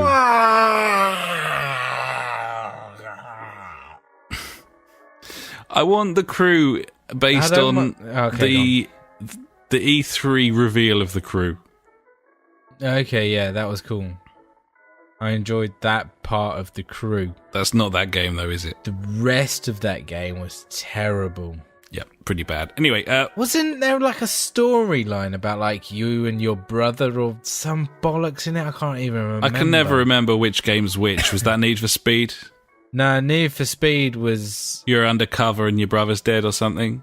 Oh, was that? I thought that was the Crew. I think it might be both of them. Honestly, I think it might be both of them. I think you're right, you know. Yeah. Fucking great. Awesome. Fucking shovelware. Sounds like a good game. Cunts. South Park, The Fractured Butthole, is still coming out. It now has its third official release date of the 17th of October. Great. Oh, God. It's like 10 months later than originally scheduled. I don't know how I feel about this game anymore. I need to find out what the fuck happened to it. They're pushing some pre-order perk again. This time you get like a special guest commentary from Towley when he's a playable character. I'm okay, thanks. I don't know. I don't understand. Like, no one's said anything about it. No one's. We've had no explanation why this was suddenly delayed by such a long time. There must have been something inherently wrong with this video game, and we know nothing. So that's pretty shitty. Either way, I'm very worried about it. Ubisoft conference. I mean, I'm not overly excited about it, but you have to kind of clutch on to the few remaining conferences we have at E3. So. It's usually one of the more interesting ones with a selection of interesting software, but they will never get past the problem we have now with them, where you see a game from Ubisoft, it looks really good, and you go, yeah, but this is bollocks and it'll be shit. And they've done that. They've done that. So, on so many occasions now. Yeah. And the fatigue is there now, and they're fooling no one now. They could show the most glorious game ever, and it come out in 2 years' time as beautiful as that, and all the way up to the release of that, people will be going, they'll downgrade it. It'll look shit. Remember Watch Dogs. Remember this. Remember that. Remember, it's just... Remember Steep. Remember Steep, remember Watch Dogs 2. Oh yeah, remember Rainbow Six Siege. Remember The Division. Worth mentioning as well that this week Ubisoft came out and announced that they're going to spend the next 3 months working intently on Rainbow Six Siege to fix all of its problems. Yeah, the season, whatever thing's been delayed because that game is still really shit a year and a half later. So they've released... 18 months worth of paid for DLC, and now they're going to fix the game. Yeah. Fuck off. Well played, Ubisoft. We'll move on. Like you. Let's move on. Netflix series of The Witcher, buddy, enters production. CD Projekt Red wishes it all the best. No other information other than that. There's no thumbs up. No news about cast or crew or anything there, but... that is a thing that's being made, and that's cool, I mean, yeah, it's going to be interesting. Can you think of an actor that you would like to play Geralt?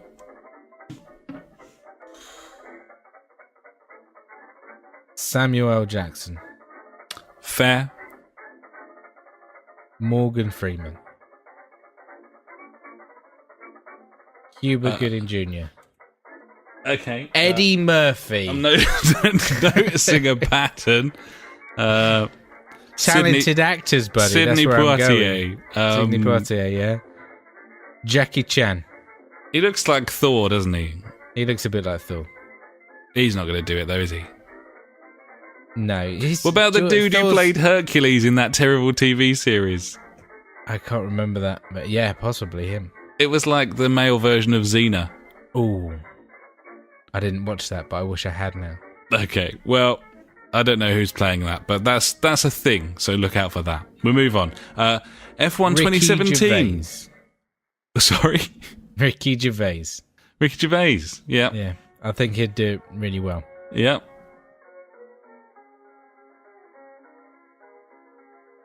No? No, I'm not sure. Sorry, I was just processing that. Okay. F1 2017 will feature classic cars. From olden days. From the olden times. So is this like paid for DLC, or is it a pre-order bonus, or is it just on there? Because I'm sure they did this like a few years ago, and it was like some kind of fucking DLC. They did this on the last gen only. I think it was 2013, which didn't come out on PS4 and Xbox One. Winner. I'll just give you a little snippet from the Eurogamer article, and then we can decide exactly what this all means.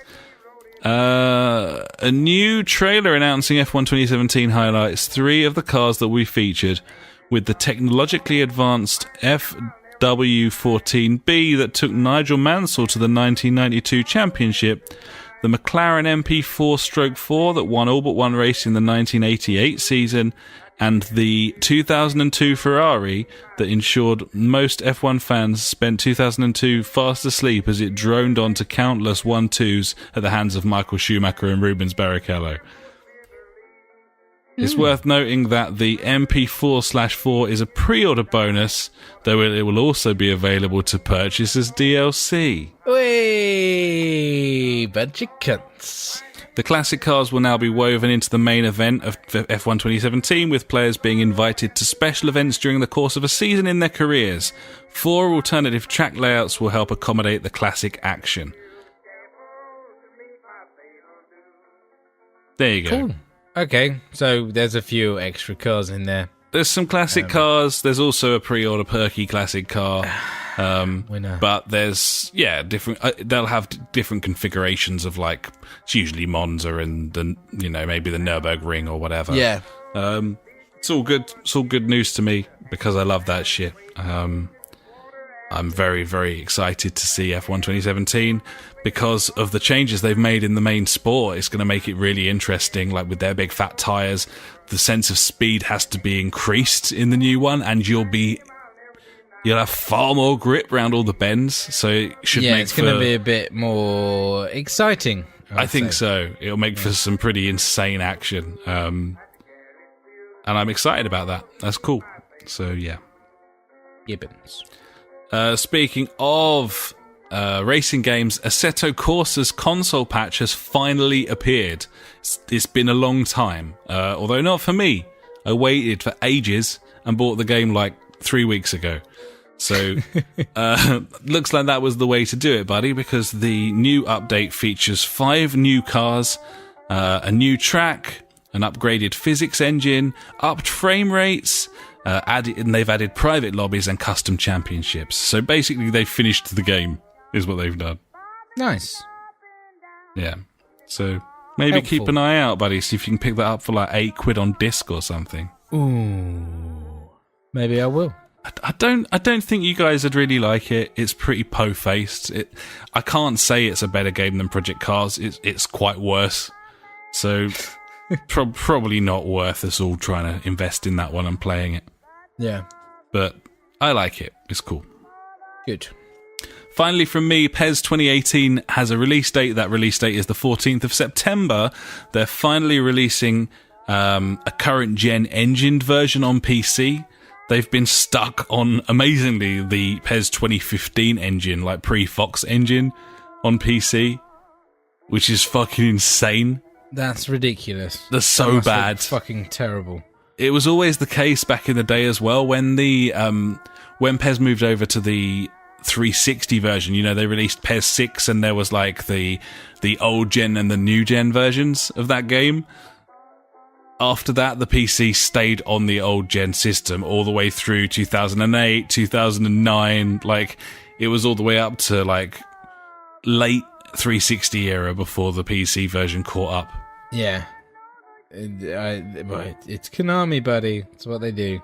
It is. I suppose it is what they do. Well, I suppose we'll wait with bated breath on that one and see if it actually comes to fruition, because they say things and then they do things, and the two things don't always marry up. So, there we go. Either way, buddy, that's all my news. A shit ton of news this week, and about time too. Like, I've only had like 4 or 5 things to dine off of recently, so that felt good. Either way, that's it from me, so I think it's time to hand over to you, buddy, for what's my favourite section, and I'm sure all the listeners as well. This is Ash's News Favourite Things of the Week. If you like news but hate information, you have found the right place. Ash's News Favourite Thing of the Week. Cheers, buddy. This week, a bit of beta watch. We're on the watch for some betas right now. Ooh. They're coming at us. Next week, Gwent, the Witcher card game, enters open beta. On the consoles? Yes, on PC, PS4, and Xbox One from the 24th of May. Shit, man, I still haven't played that.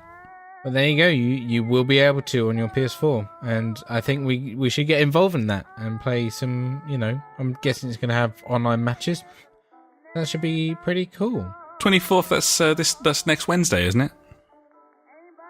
Yes. Okay, so we might get a chance to have a go before we go live on the pod, or maybe afterwards. Yeah, I'd say afterwards sounds like a good idea. We'll get it all loaded up and everything. Hack Tag, that game that I mentioned a while ago, a couple of weeks or so ago, that's in open beta as well. So if you want some fucking co-op stealth hacking action, get involved with your buddies and play a bit of Hack Tag in open beta. There you go. Beautiful. I'm trying to find out where you can find it, but I can't. So there you go. It'll be somewhere on the internet. Google it. Yeah. I'm fucking not doing that. Do it. Sort your life out. Fuck that shit. Yeah. What have we said? Oh, I thought we've spoken about that. And that was The Crew 2. I thought that was quite funny. So I didn't. You find its existence amusing. I did, yeah. Oh, I've had that one as well. We've spoken about Prey and its 6-minute speedrun. Oh, God, I haven't got much left now, buddy. E3 public tickets have now sold out. Good news for E3. It's made some money this year. Might keep it going all the way to next year, but probably not. Yeah, I don't think we reported on this last week because I don't think it was news last week, and that is Alan Wake is getting pulled from all stores. What is that all about? It's because of the music license has run out, so therefore it can't be sold because they don't own the rights to the music anymore. And how difficult would it be for them to release a patch that removes that music? I don't know, but they're probably like, no one wants this fucking game anyway, so let's just get rid of it. And obviously... So they're removing it from sale forever because the music licenses have expired. Yeah, but they're not allowed to sell it with that music in there, buddy, so yeah. That's what they're doing. I just think that's utterly mental, but... I mean, yeah. I don't know the ins and outs of the music or whatever, but yeah, that's why, isn't it? Cool, huh? Crazy stuff. Cray. That great game, Lego Marvel Superheroes. Love that game. It's getting a sequel. It's been revealed, buddy. I'm trying to find when it's getting released, but holiday 27. There we go, November 14th, buddy. So, just, keep an eye out for Lego Marvel Superheroes 2. Cool. I know you're excited about it. Yep.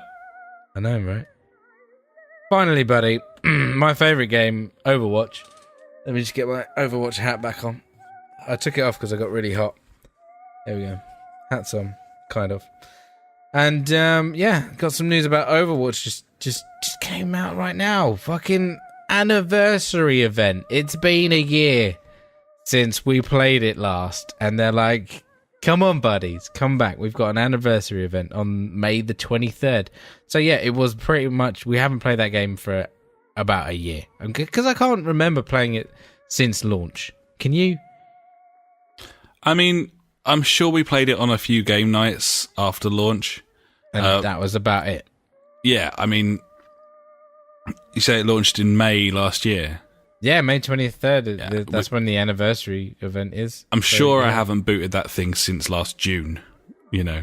Yeah, exactly. So crazy. They've got an anniversary event where they're going to be putting on all kinds of different bollocks for people, like getting hero skins and getting all kinds of bits and bobs. But good news is, buddy, on between the dates of May 26th and May 29th, you can download Overwatch for free and play it on your PS4 or Xbox One or even PC if you wish. Yeah, come play with us. There you go. Meh.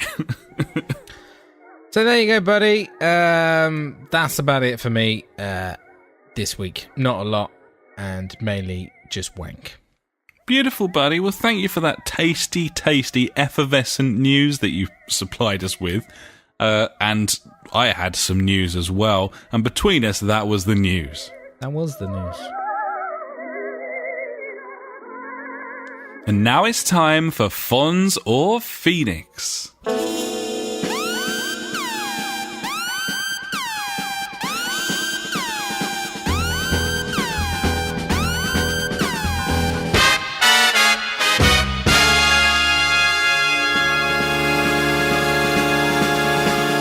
So what we got this week, buddy? In, out, up, down, Fonz or Phoenix? We've got fucking Fonz, my friend. A motherfucking Fonz, yo. Okay. What's the score? Well, it's incredibly important to highlight this ridiculous sale that's currently on Xbox Live. It is a bit fucking mental. Over 275 games. And it's basically an Xbox One backwards compatibility sale. So it's just a super sale for games that you can play on your Xbox One from last gen. And that's just awesome. And it really took me reading through this list of games to realize how fucking jealous I am of backwards compatibility as a PlayStation gamer. Like, I want this. I want to be able to play all of these old games. And I'm convinced that I would. I'm getting old and jaded. I'm going into like granddad phase where I'll only listen to fucking Springsteen and old shit. And it's time for me to just play Rainbow Six Vegas and fucking Forza 2. And yeah, there's some great deals here. What have we got? Video Gamer highlighted some good ones, actually. So we've got up to 70% off over 275 games. The list is discounted till the 22nd of May. You can get Gears of War Trilogy, 75% off. Bioshock Infinite, $6.99. Far Cry 3, $7.99. Tenner for Red Dead Redemption. Alan Wake is available in this sale, buddy. Bargain. If you can buy that before it's removed from sale, then you do get to keep it. It won't suddenly stop working on your system. Yes. But yeah. There's obviously, like we said, there's fucking hundreds. I mean, and all of these are backwards compatible. You got Skate 3 in there, mate. If you wanted, you could buy South Park: The Stick of Truth for 60% off. I mean, like, these are all games that are just, you know, there's a lot of good games in there. The Orange Box, mate. Buy that. And the thing is, like, I would buy a lot of these games knowing that if Microsoft are true to their word, that you know, these will be backwards compatible from here now on, then fuck me. That's a digital game that will work on that system or those systems forever. Absolutely. There's some fantastic discounts. There's some fantastic games. Trials HD, mate. Just absolutely. If you're an Xbox gamer, then get stuck in. There's something there for everyone, and know and enjoy the fact that we are massively fucking jealous. We really, really are. Yeah, man. Seriously. I'm imagining a retro game night where we just played all of our favourites from like 2007. Bad Company 2. Yep. That'd be great. Project Gotham 4. Yeah, man. I don't think that Gotham in any guise is backwards compatible, you know. I don't know. I don't think it is. I can't see it on the list. Nope, it's not on this list. Plenty of alternatives, though. Indeed. So yeah, simple as that. Look that up. You can find that easily enough. And I don't need to elaborate any more than that. It's just a big old fucking fonz for what is a fantastic sale. Gibbons, buddy. Fucking jealous. And now it's time for Out This Week. And that's Out This Week. I'm going to run through this super, super quick, buddy, because I know you have Please little interest. Yeah. Not going to elaborate. I'm not going to do nothing. I'm just going to read. I'm not going to comment. Okay. I'm done. Out this week, we have Disgear 5 Complete on the Switch. That is a game coming out for the Switch. We have Impact Winter on the PC. Mirage Arcane Warfare on the PC. Samurai Warriors Spirit of Sonada on the PS4 and PC. That sounds like one of those booby anime games to me, buddy. My favourite. Steel Division Normandy 44. Sounds a bit like a tank game to me, buddy. That sounds fucking terrible. Yeah, po-faced tank game there. PC. Friday the 13th finally arrives on PS4, Xbox One and PC. That's YouTube fodder to the hilt, buddy. Expect to see a lot of that. We got Get Even on the PS4, Xbox One and PC. Ultra Street Fighter 2 The Final Challengers. Yes, they really need software on the Switch. And finally, Rime. Have you heard of Rime? I've seen the image of Rime. And I'm pretty sure I've seen some footage of it, but I can't remember. I want to play Rime. Okay, cool. That's the image that I've seen, that weird thing in the sky. I will investigate. Why do you want to play Rime? Oh, that's that one. The cartoony Asian kid. Looks like Last Guardian. Yeah, I know. But it's probably better than that. Okay, yeah. It's like Last Guardian / Journey. Yes. Kind of thing. Yeah, I remember. I'm up for that shit. Yeah, I'd like to see how long it is and things like that. What's the price on the PlayStation? Like 30 quid, is it, or something? I can't remember. I should know because I've been staring at it on the store for fucking ages. It's been on pre-order for like an overwhelming amount of time. I want to say it's like 28 quid or something, like with pre-order. £26. There you go. There you go. Oh man, that was close. Pretty good effort. Well, either way, I like the look of that. I'm not sure on it. Fair enough. Yeah, no, you're. It's a game that looks very interesting. I just want to know how much kind of game there is there. I agree that if it's like Journey, where it's like a 5-6 hour campaign, then we don't want to spend 30 quid on it. No, exactly. Of course. You know. But I do like the look of it all the same. No, yeah, the art style looks really cool.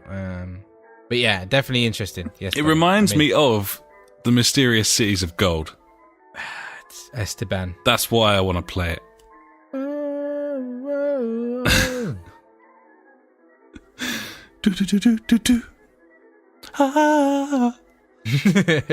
So yeah, anyway, that's out this week, buddy. That's out this week. And now it's time for Fuckwit Corner. Fuckwit Corner with funk. Fuckwit Corner with funk. He's got some questions.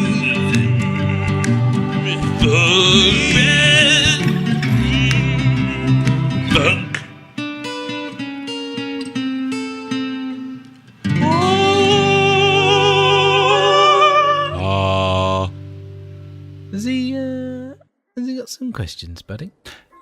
He sort of has a bit of a reminiscing, buddy, like little river band. And I've switched Fuckwit Corner with the top 5, which will come afterwards because it's related to Funk's little blurb here. So let me read this out for you.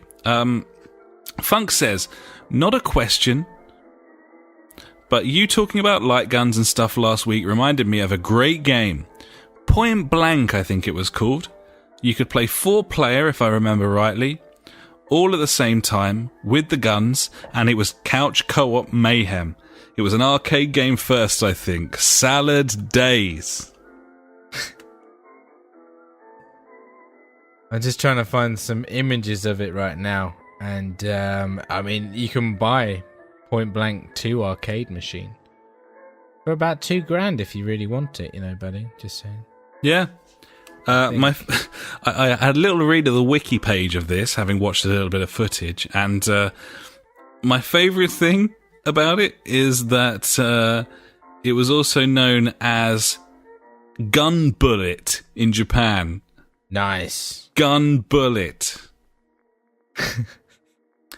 It's a first-person shooter developed by Namco for the arcade, PS1, and Nintendo DS. I want to say there was like a Wii version or something because like the art style is just. I know this art style. Like it was a series of games, so perhaps it was one of the sequels. Might have been. I think I might have had it on the PS1 actually. Looking at the front cover of it, those weird, I don't know, like burger men. They like one of them looks like he's got like a quarter pounder for a head. Yeah.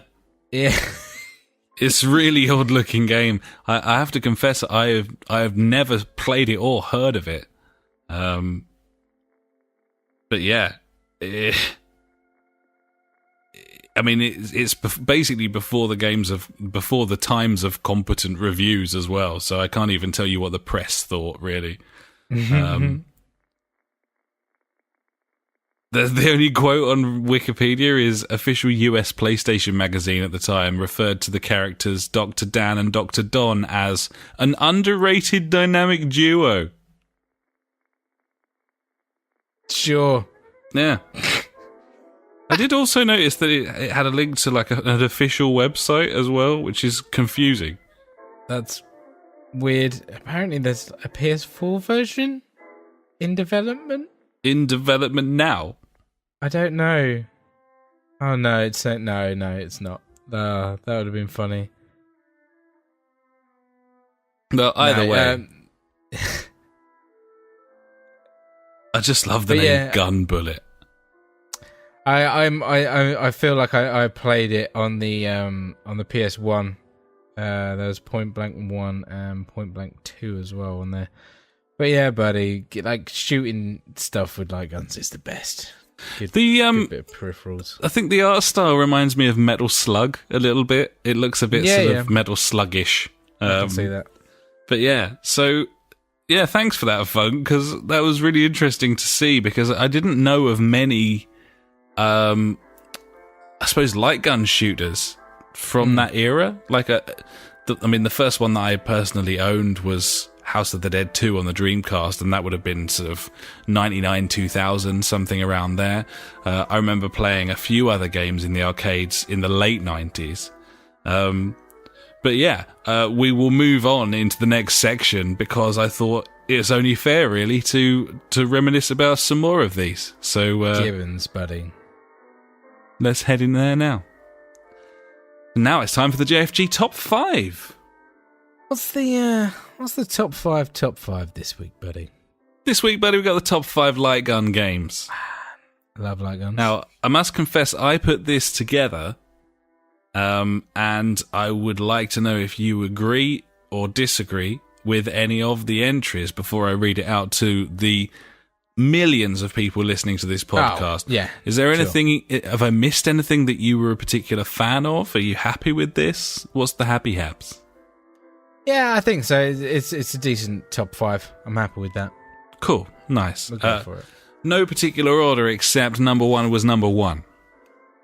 Well, there you go. It's fucking number 1. Number 1, buddy. The original, and perhaps the best. And at one point, I think mentioned by you in your favourite games of all time. Possibly. This is Duck Hunt. Careful how you say it. Mate. Duck Hunt on the NES with the old... Is it the Super Scope? No, not on the NES. It was just... I don't know what the gun was. I had the fucking orange one. I don't know if it had a special name. The Zapper. There you go. The NES Zapper, yeah. Yeah, mate. Also known as the gun or beam gun in Japan. They do like things literal in Japan, buddy. Yeah, they do. Gun bullet. I think... I wonder if I could find that. I remember having it about 10 years ago when I went to uni. I think I used it as a prop for a drunken night out for good times. Nice. Oh, that's pretty cool. Yeah. But I hope I still have it somewhere kicking about, actually. Because that thing was... Why was it fucking orange? I don't know why. No. Maybe... It was a beautiful thing, though. Blend in with the duck's bills there, buddy. Yeah, I think so. That's what it was for. Yeah. Could be that. Yeah. But yeah, we've spoken about Duck Hunt in the past. I didn't own it, but I remember the very first time that I came across it, and I was just blown away. Like, absolutely couldn't believe... I couldn't understand what I was seeing. This would have been in, like 1991, I'd imagine. Yeah. Just couldn't believe it. Good times. Number 2 on our top 5 list is House of the Dead 2. I've popped this in here because I've played all of the House of the Dead games, including Typing of the Dead. And I do declare that House of the Dead 2 is the best of them. The Dreamcast version was fantastic. The Dreamcast light gun was fantastic, but you still see those House of the Dead machines in the arcades now, and it still stands up great, man. Like they are really, really good games. Satisfying shooting, the way that the enemies drop. It was well ahead of its time at the time, and I think that it's just one of the best. One of the best. Cracking game, mate. Cracking game. Played loads of it at the arcades. Yeah, it's just fantastic, isn't it? And these games are all brilliant co-op games, brilliant pub games as well, if your pub's forked out. And yeah, just awesome. Like I miss the arcade experience quite a lot. I enjoyed it when I was on my little holly sleigh. Nice, buddy. We'll move on though. Number 3, buddy, Time Cop. Time Cop, the film. No, Time Crisis and Virtual Cop are the next 2 in our list, buddy. Classic games. Sony pulling out the big guns there. Sony putting out the big guns and Sega kind of coming back at them. Time Crisis was great. I don't know if the first game featured the duck mechanic or not. I can't remember. I know that the second one did. Yes. But it had that pedal, so that it was like a sort of reload and duck behind cover. I think it was brilliant, actually. I don't know why no one had thought of it before, but I thought it was like, I don't know if you can innovate in this field of rail shooters, but that's the closest anyone's come to doing it. And yeah, it's just cool. Like, had a lot of that in the arcade, and then of course that came to the PlayStation as well, didn't it? Time Crisis, as did several others. Did you own any of those games? Yeah, I had Time Crisis. I think that was the only system. I think that was the last system I had like a light gun on, to be honest. On I think it was like the PS2, maybe it was the PS1. I can't remember. It might have been interchangeable, buddy. Who knows? I can't. Could have been. Their controller hasn't changed really for the past 20 years. That is very true. Very true indeed. But yeah, played a shit ton of Time Crisis. It was mint. Loved it. Fucking good. Great co-op as well. And Virtual Cop, I had on... I think I played this mostly without a light gun. I mean, I did dabble in the arcades, but I think I got like a knockoff copy of this on PC in like 1997. Knockoff? Yeah, okay, I don't know if it was like a demo that you could unlock with a code or something to actually play like the full game. There was some weirdness. There was definitely some weirdness. But yeah, it was even at the time I was amazed by how terrible the voice acting was, and it was impressive. like I think they built all of these. Sega built these light gun games all off of the same sort of engine. And this was kind of like a poor man's House of the Dead, I suppose, from many, many years earlier. But it was pretty addictive, and you could actually play this with 2 mice, or you could play it with the keyboard as well, and you had to be very skilled to use the cursors to shoot. It was literally move a cursor about with like up, down, left, right, and then spacebar was to shoot. And I remember sitting in a friend's house, like in like, I don't know when, like 1997, I'd imagine, and him getting really, really good at using the keyboard. It was insane. That is crazy. Cool. So, finally on our list we have the Die Hard trilogy, which makes it in because of the brilliant Die Hard 2, which most would probably argue was the weakest of the 3 game modes. I would disagree. Yeah, I thought it was the best. Genuinely, thought it was more fun. Fucking cool. It was a Die Hard light gun game. I don't know what else you want other than that. Came out on the PS1, and that was we've talked about that disc in the past, so I won't go into intense detail here, but it was just a really fucking great game, wasn't it? It really was. Like, that whole trilogy was just fucking mental. Like, what were they thinking?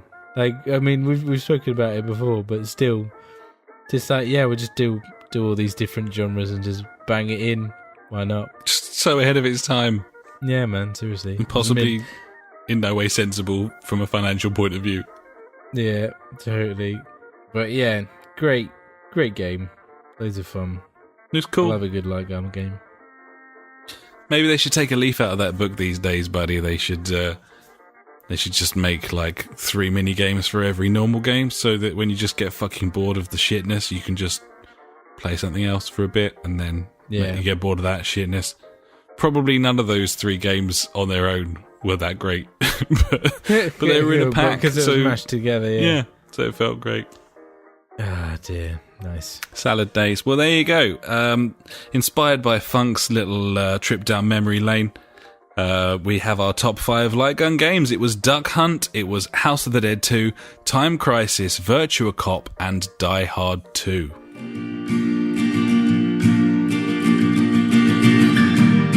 Every week we end the show with questions and comments sent in by you. If you've got anything for us, just pop an email to the jfgpodcast@gmail.com or contact us on Facebook, Twitter, or at justforgamers.co.uk.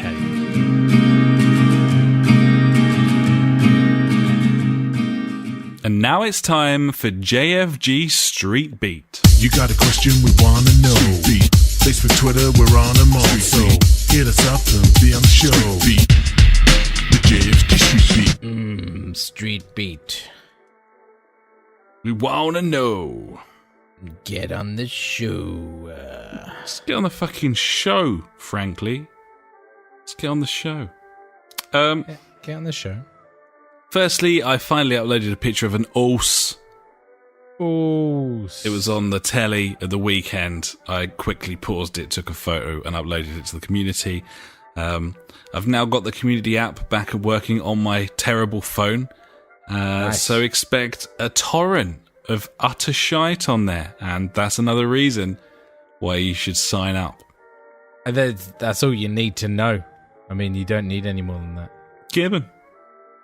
That'll do ya. So, elsewhere, JJ got in touch, didn't he, about my mystery game that I was describing last week, buddy?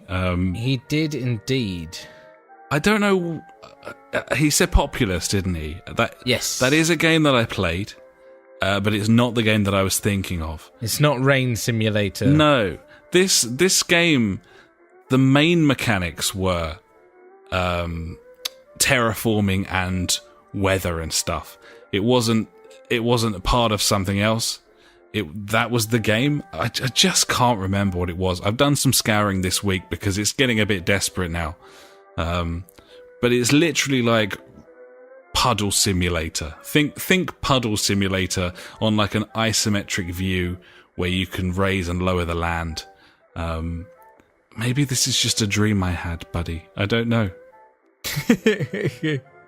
I don't know. No idea, buddy. Could be.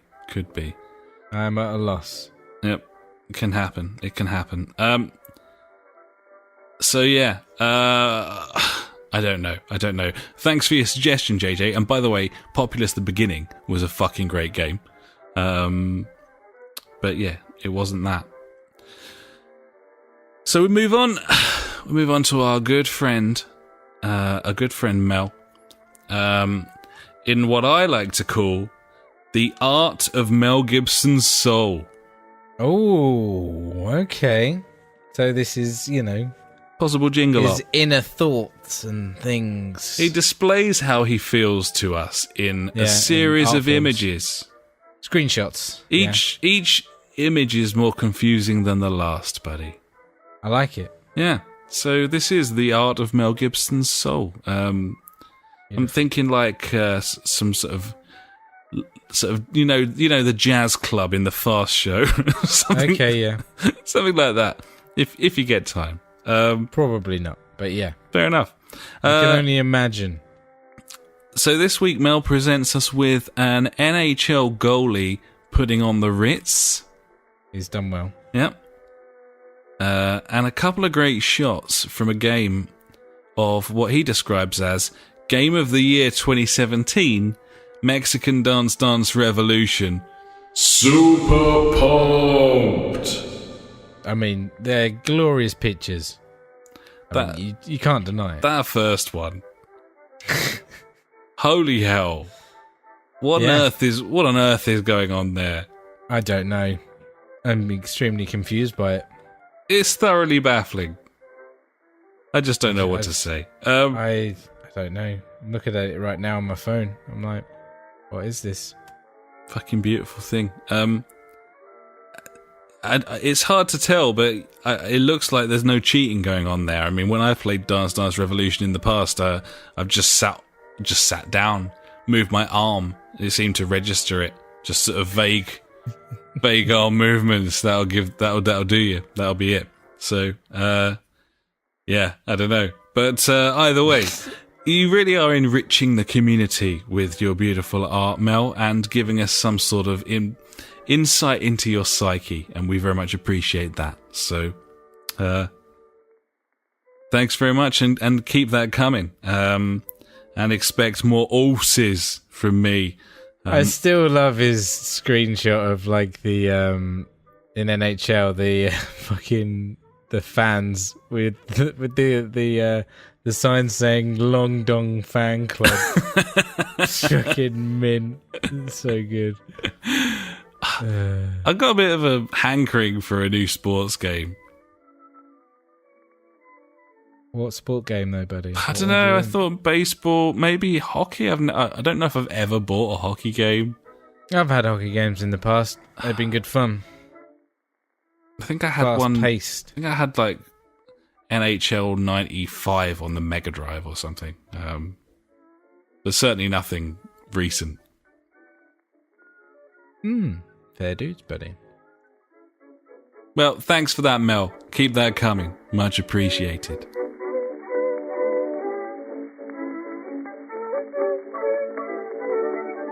So I think that'll about do us, buddy, for episode 111 of the JfG podcast. And flown by this evening, and we've had a good mixture of all sorts. Top 5 makes a return, funk reminiscing like Little River Band, deals and shit and offers, lots of interesting news.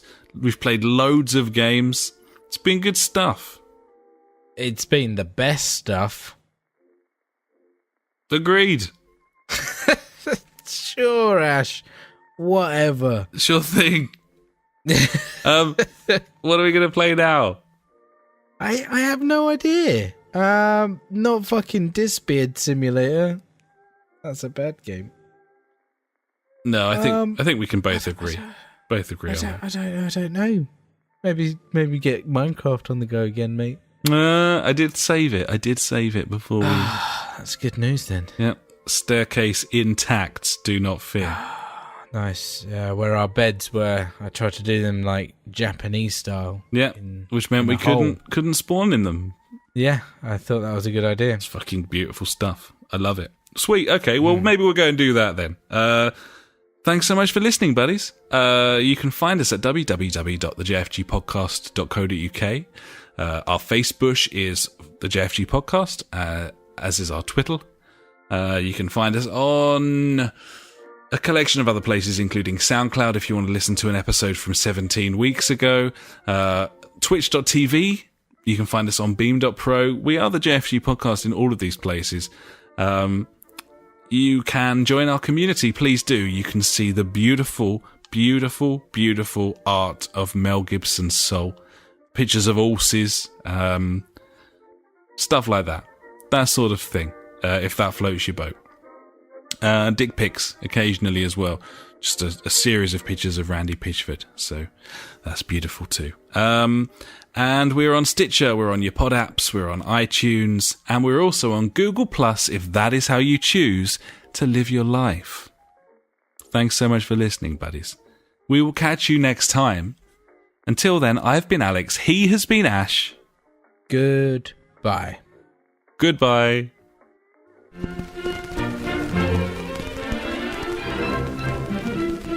You've been listening to the JFG Podcast with Ash and me, Alex.